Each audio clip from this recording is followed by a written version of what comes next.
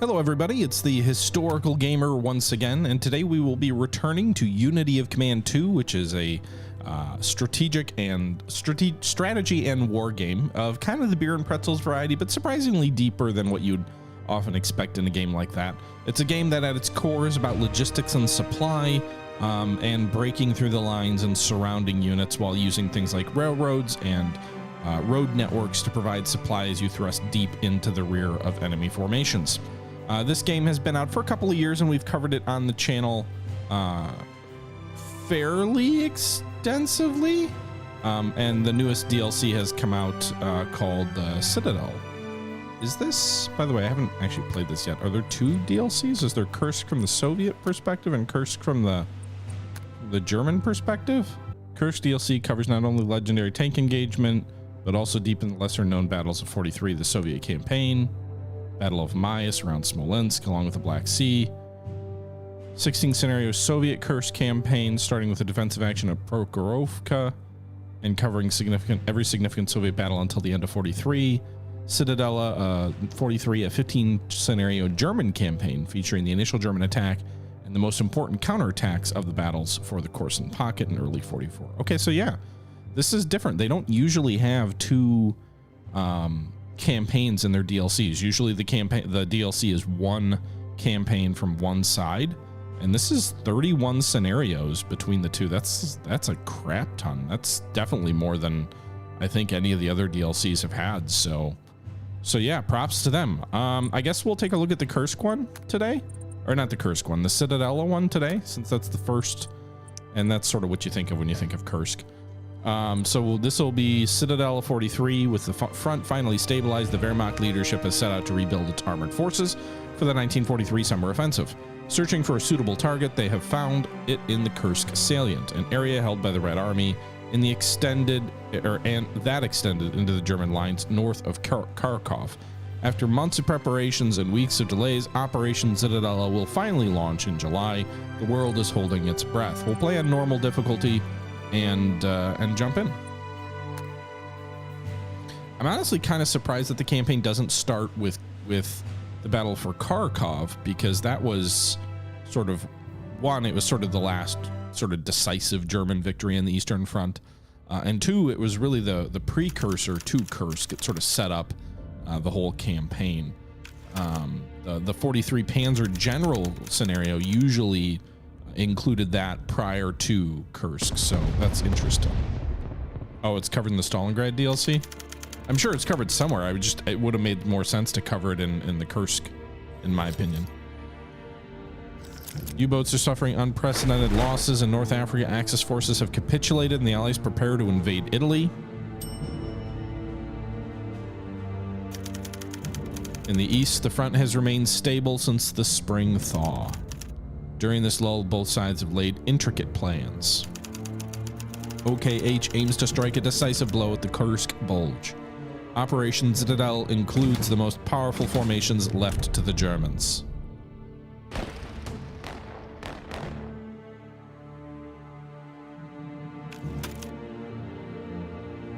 It's interesting how you see the Wehrmacht's power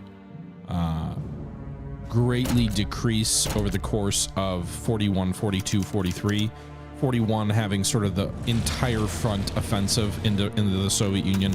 42 having the theater-specific offensive to Stalingrad and into the Caucasus largely. And then by 43, the Germans are just like, hey, we can pinch the salient off maybe, and win a nice little victory there, as opposed to like anything more strategically meaningful. That also reflects the growing power of the Soviet Union as well. July 5th, 1943, the Eastern Front erupts once more.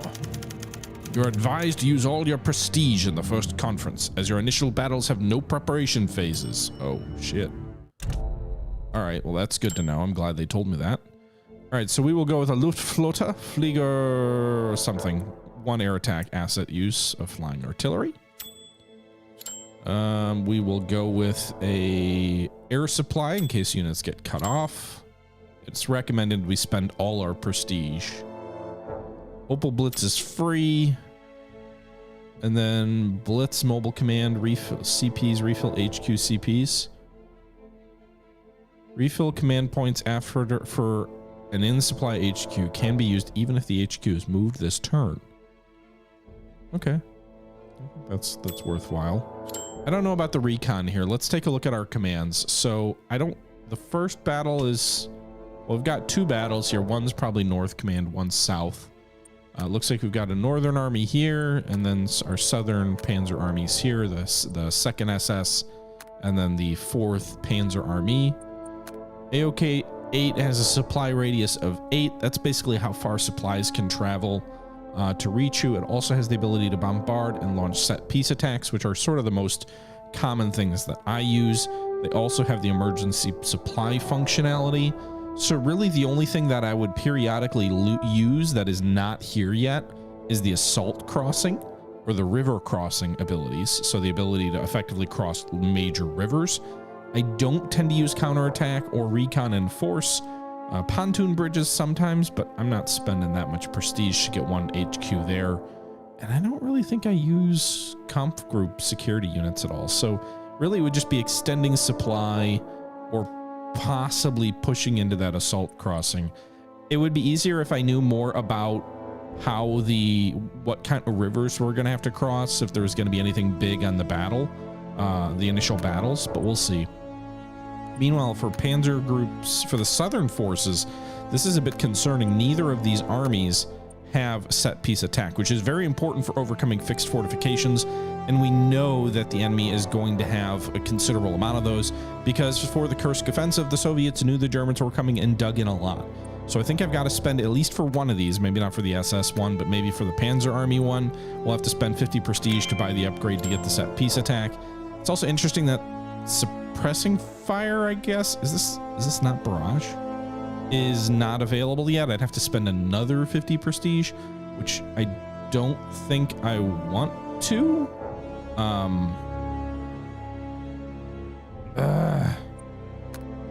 I almost wonder if it's best to spend the 50 on the set piece attacks for both of these southern armies.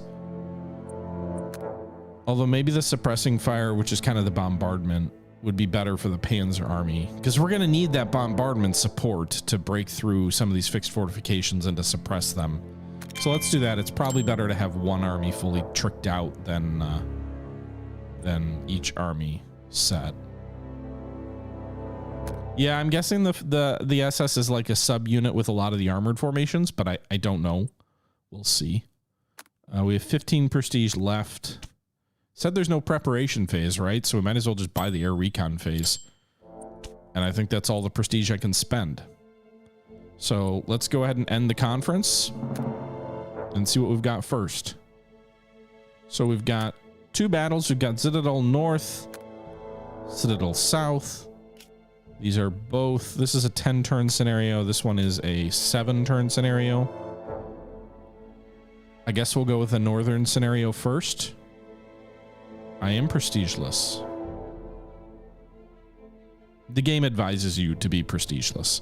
Secondary objective, taking one of these objectives will enable you to put a strategic plan into action at next conference. For Bunovoka.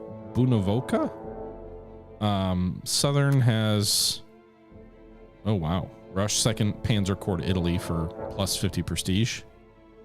Capture all objectives listed and put a plan into action. The next conference requires prestige.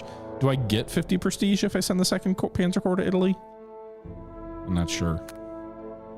In any event, let's do Citadel North first.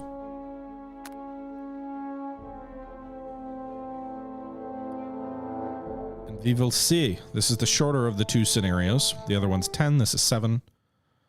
It seems the Soviets are aware of our imminent start of our offensive and their artillery attacks have intensified. Our assault will proceed as further delays will not be accepted. Regardless of how heavily the enemy resists, Model also suspects that the Red Army will soon launch their own offensive toward Orel. We are advised to hold some armored formations back as an emergency reserve. Okay, that's good to know.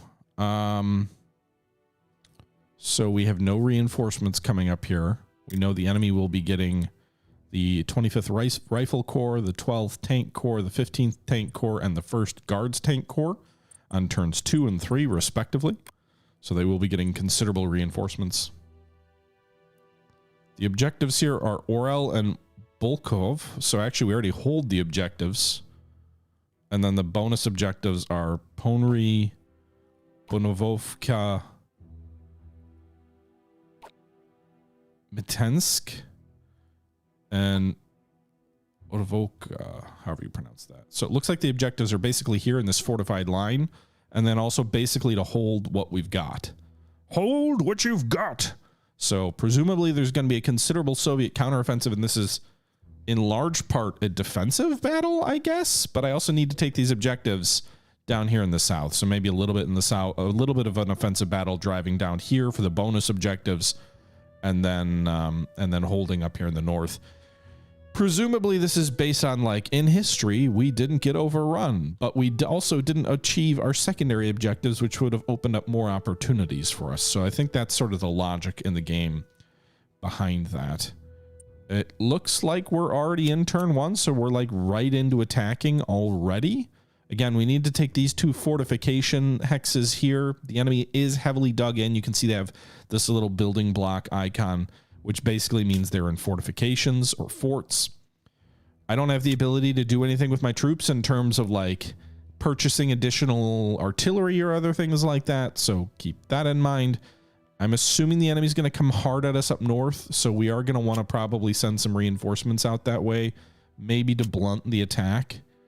So it's like, do we want to send reserves north, or do we want to, you know, drive south? Where do we want to spend our effort? We have to kind of hold up north as well. So we do have 1 air attack, and then we also have the card here for the Luftfliegerkorps, which has the flying artillery attack. 1 use per turn. So add 1 use per turn to air attack theater asset and +1 to flying artillery. Okay, so let's just use that right away then. So I think the flying artillery is a 1 use only, but the air attack thing should be every turn, which is why I want to purchase it early. Because we'll want to use the flying artillery on these forts down here, assuming we can get to them. It looks like we are concentrated nicely down here in the south. Meanwhile, in the north, we are much more sparsely holding. These guys here in Mitensk are already in a fort, so there's that. I can deploy some additional steps to these units to make them stronger on the defensive, so I will do that. Then I'm going to move my infantry out front here to try and absorb the initial attack against Mitsensk, however you pronounce that. Can we dig in? Not while moving. Okay. So let's also move these panzers.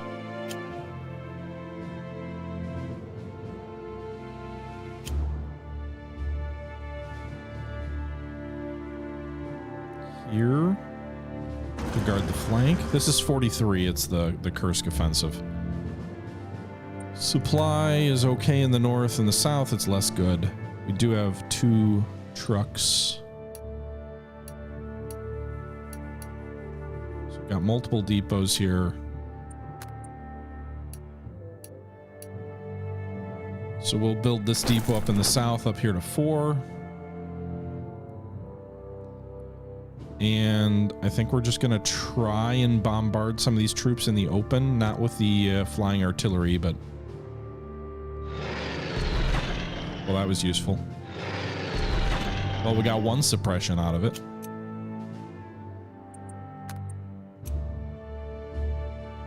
So the downside of the set piece attack is that I can't move my unit after I launch the attack. It gives me a 0 to 2 here, so I think we're going to go with it. 0-2 breached, and they're driven back, and they don't even attack. Nice. 0-4. Okay, overrun.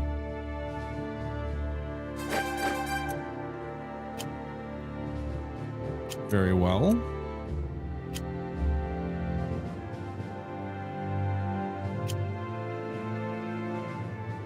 Okay, let's move the unit with engineers to the front.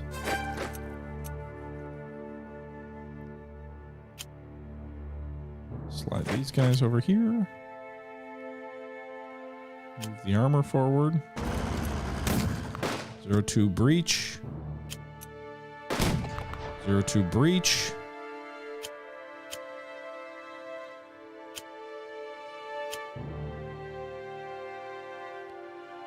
Expand that bridgehead with the armor. Actually, that might have been a mistake. Can I undo that? No, I can't. Right. It probably would have been better to put another engineering unit on the front here with these forts.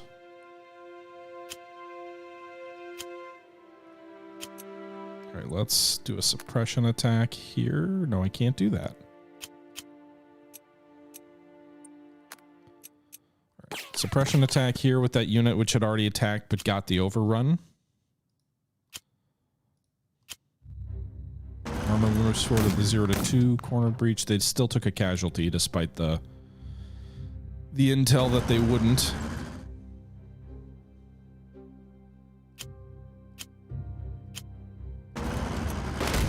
0-4 overrun, some suppression, but they didn't actually take any losses.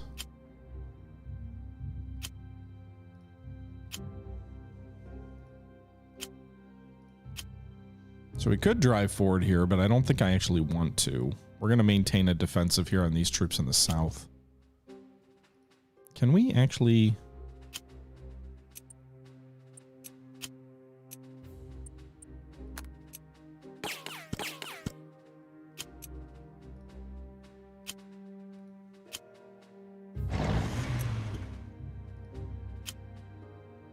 I'd like to do more suppression attacks to try and prevent the enemy offensive in the north from being very successful, but it doesn't look like that's going to work.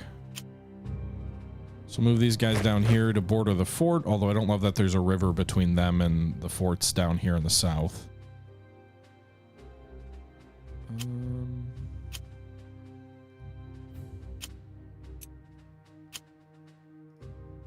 Why did they get a 0-2? I'm not sure why. It's tempting to leverage it, though. Let's do a set piece attack. You don't usually lose anything permanently with a set piece attack, but you can breach a fort. And we succeeded there.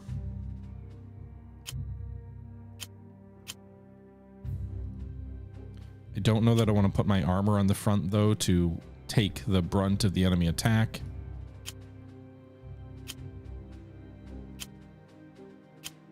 Although I don't know that I have a choice, because I don't have anybody else to fill that spot.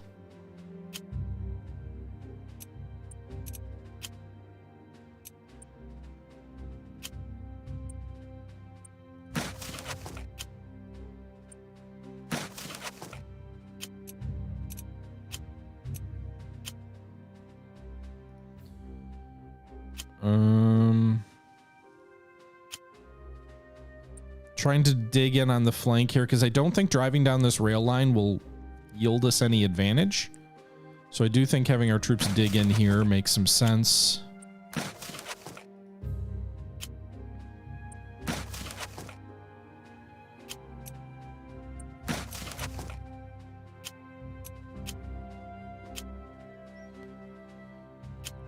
Alright, we'll move this armor a little bit further north up toward Orel, as we expect an enemy counterattack in that direction.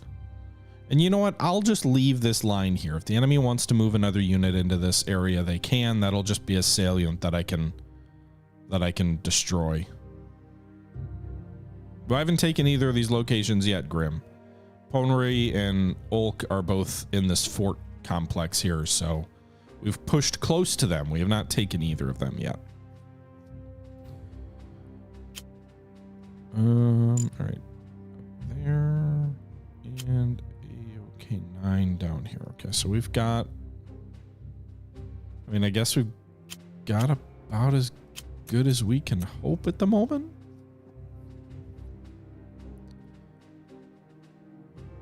I'll hold behind this river here.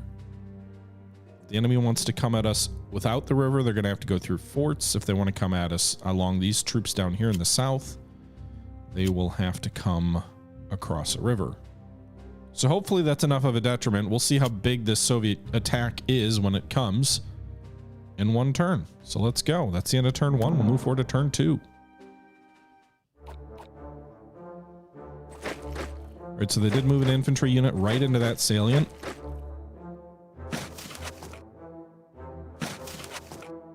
Interesting. I wonder if the Soviets are going to wait for their counterattack until those reinforcements arrive on turn 2 and 3, because it seems like right now they are pretty content to dig in. A lot of digging in. A lot of fortifications going up. So that is good so far. We now have flying artillery where we can use against one of these 2 fortifications. Turn 3, turn 6. So Ponary is turn 3. So we use flying artillery against Ponary. We didn't break the fort, which is interesting, but we did suppress them. We'll use one more attack there. Nice. Okay, so that air attack was successful. Our engineers will launch the attack. Breached fort in ruins. Very good.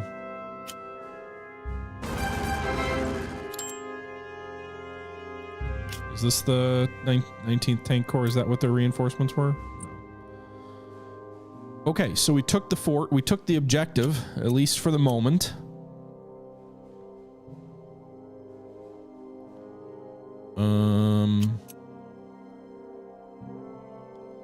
The other objective is over here to the left. We have until... Oh, shoot. We were supposed to take that one first.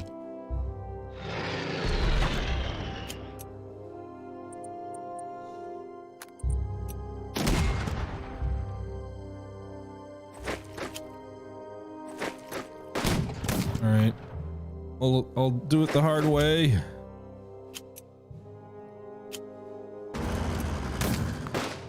Breached fort and ruin. We took some casualties, but we drove them back. Nice. A new flying artillery. Hell yeah. Oh god, that's a lot of armor.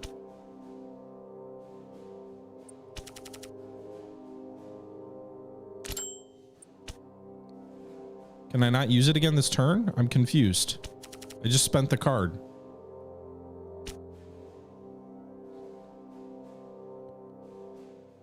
Aww. Can only use one per turn. That's lame. Okay, so we took both objectives.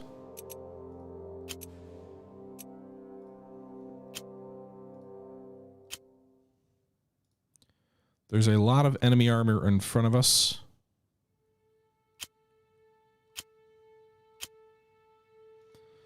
I don't know if I am in position to hold against their counterattack. This is going to be a pretty concentrated counterattack.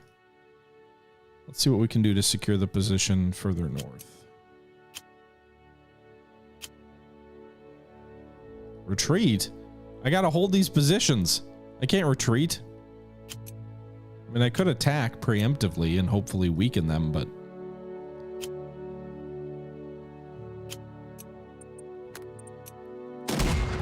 that didn't do any good.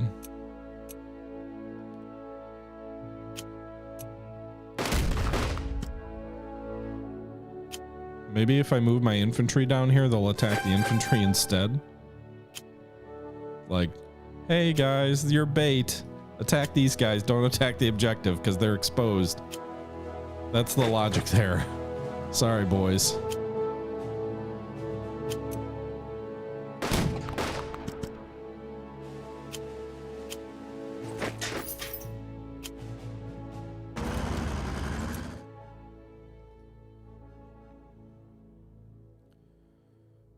Okay.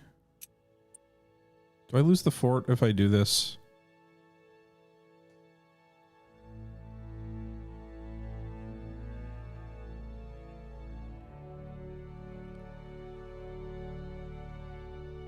Yeah, it will remove all of its own entrenchments, so we will not do that.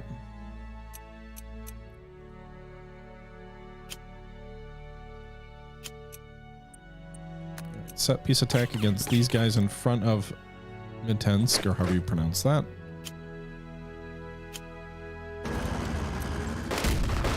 Two and a breach. We drove them back, got them off the objective. Pursue and overrun.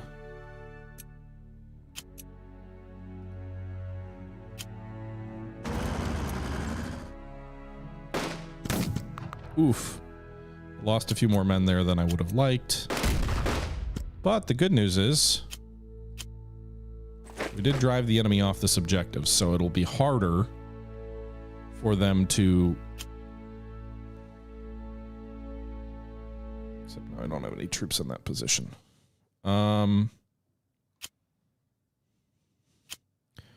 So I guess they could cross the river here. It would be a little bit of a pain in the ass if they did, but... Oh well, in any event, they can counterattack these armored units out front. That is a risk.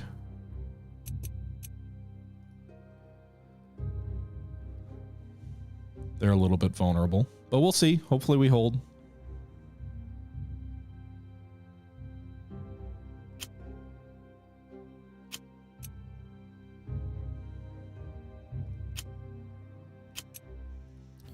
Engineers.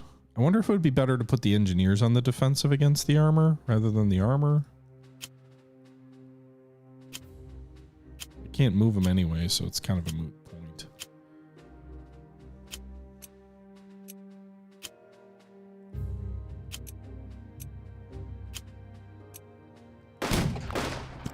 Zero 2 corner. 0-3 overrun and breach.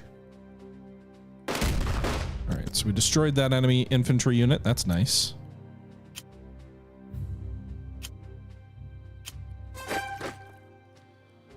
We do lose our defenses there. These guys can dig back in, though. But at least we destroyed an enemy infantry unit.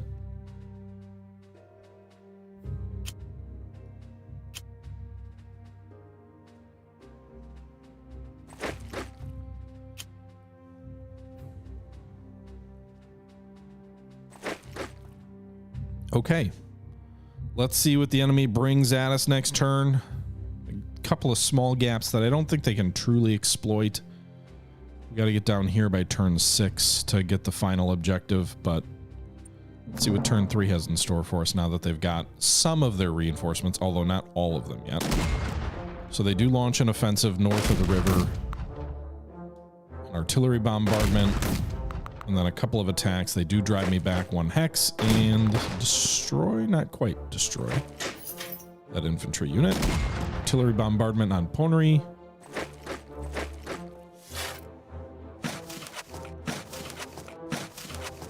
But not a serious attack in the south by the looks of it. Not yet anyway.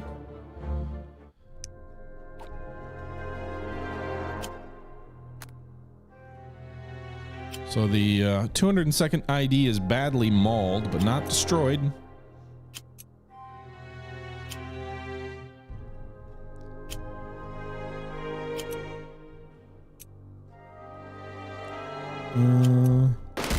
This will launch an attack.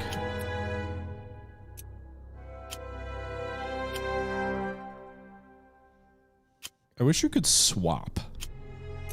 It'd be real nice if units could swap positions. Which they can't, but it would be nice if they could.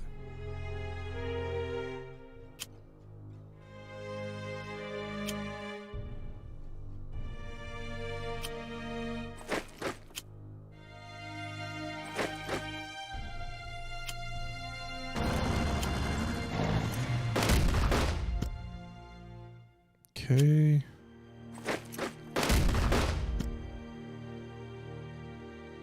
All right, so we just surrounded these guys.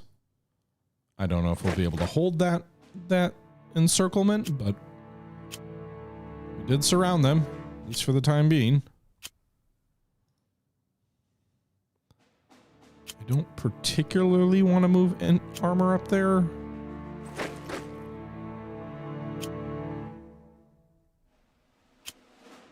Feels kind of like I'd have to. I could move this infantry unit up there, but I'd just be moving them to their death.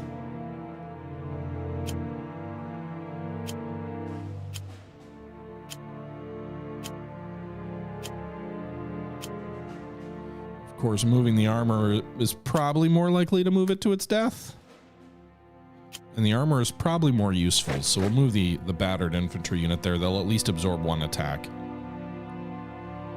Meanwhile, we've got these guys surrounded, at least for the moment. We weakened their offensive in the north, hopefully by destroying a couple of units there and badly battering some other ones. Yeah, swapping like in Strategic Command would be a nice functionality in this game. We do again have 1 flying artillery and 2 tactical airstrikes that we can use.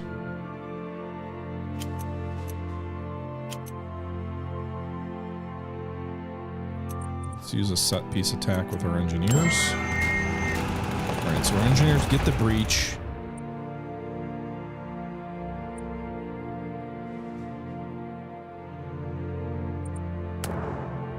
We get the breach, we drive off the enemy armor.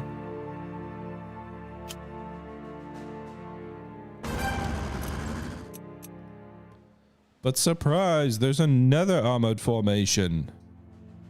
Flying artillery is going to hit these guys.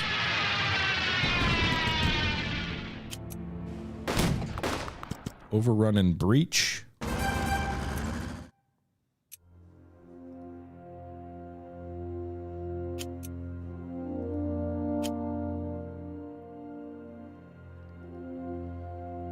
Tactical air, we need to focus on getting down here, although we have a couple more turns to do it.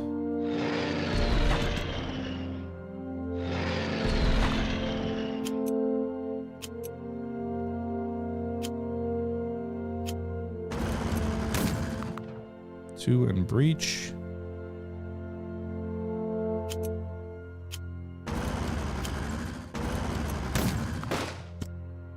Two and breach, and we drove them back. Hit that armor there and badly shoot them up.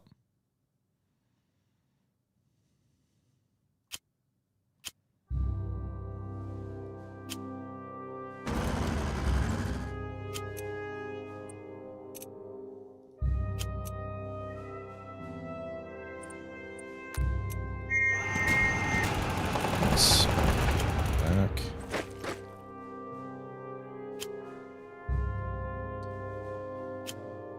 Okay, so we've badly battered several Soviet armored units, and it looks like we've pushed a lot of them off to the left flank here. You can see there's one here, and one here.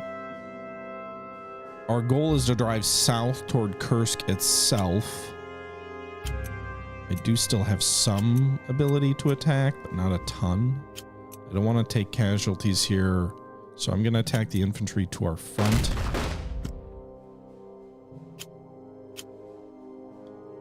And I'll move my armor into that gap there, so we're 1 away from the objective. We will need to move troops around here.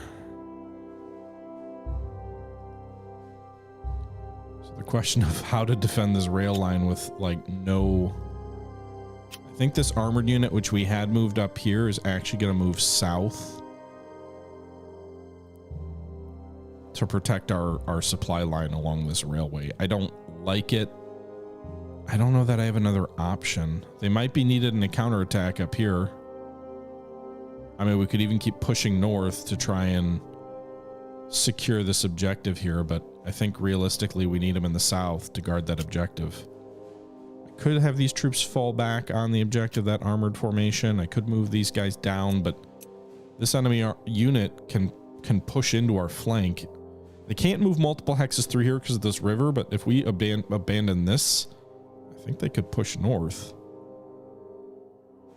I suppose we could try and shorten our line if we could take out one of these.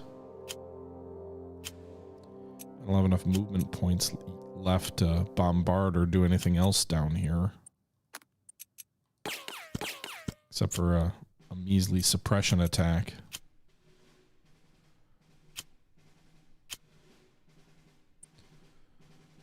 But if we move these guys here, I don't think the enemy can move more than one hex when they cross the river.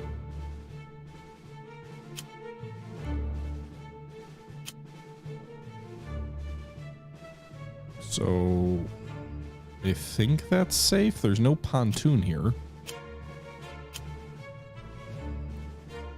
There's also no objective here, so I could just move these guys back 1.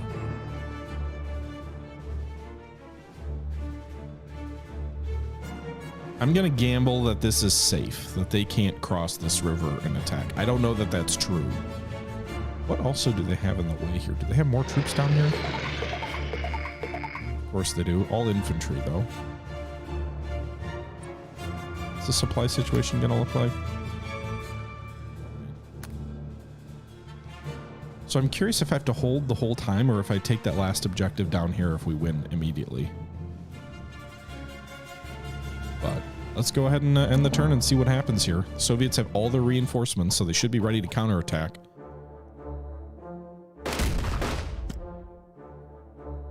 The encircled troops try to break out. The troops across the river try to bombard them. Cross the river and drive them back. Oh, no, those troops held their position. Meanwhile, they're trying to break through here along the main front on the railway, and they're going to do that. Fuck. And the road to Orel is open. I thought that fort would be safe. Meanwhile, that mechanized troop is getting shattered. They're going to link up with those troops who had been cut off. Well, this is why the game tells you it recommends getting reinforcements. Or having a reserve. And there goes that division wiped out. Interesting that they attacked that fort. Oh, there's the guard tank army. They're wiping out that line, and they are right on our supply line. Oh boy. Okay, so slight problem. Slight problem.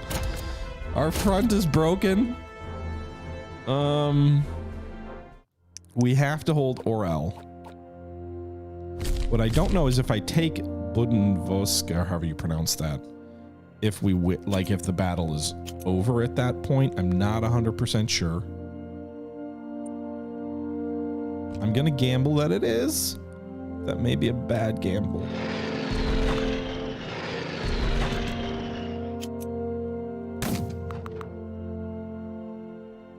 Hey, we took it.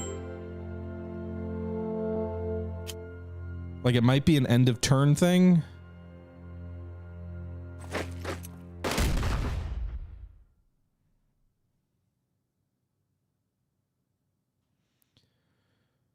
Okay.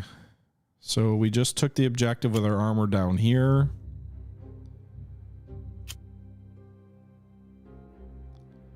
I am going to swing some of our armor north to blunt this enemy attack.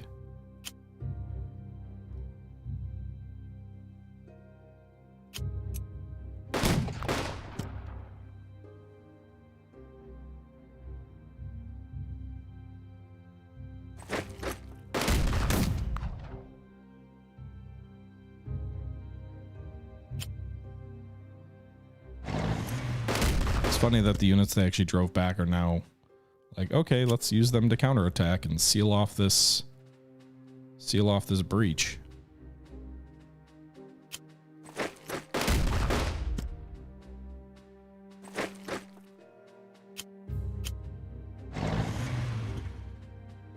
In theory, we've cut the breach off. I don't know. Can we destroy this bridge? This pontoon bridge? No, I can't. Great. It'd be great if I could destroy that pontoon bridge, because that allows them access across this river more easily.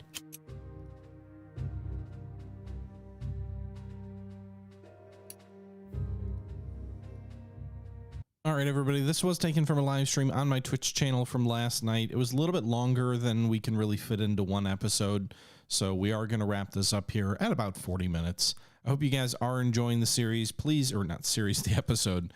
Please let me know if you want to see more of Unity of Command to Kursk. We're playing the Citadel campaign, which is the German point of view. There is also the Soviet Kursk campaign. And basically, it's a DLC that looks at a lot of Eastern Front battles from 43 to 44, early 44.